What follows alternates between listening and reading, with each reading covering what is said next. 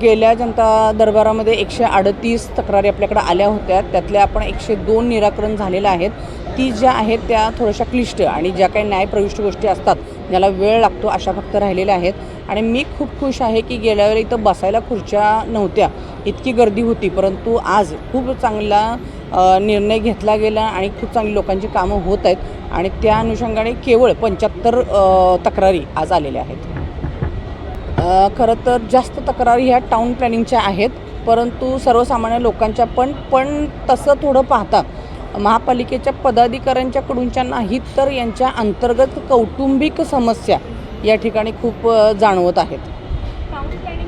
अतिक्रमण काढणे हाच आहे विषय फार. त्यामुळेच मीच थोडं एक महापौर म्हणून अतिक्रमण या विषयाकडे गांभीर्याने पाहत आहे आणि लवकरात लवकर कोल्हापूर शहरातील अतिक्रमण हटवलं जाईल.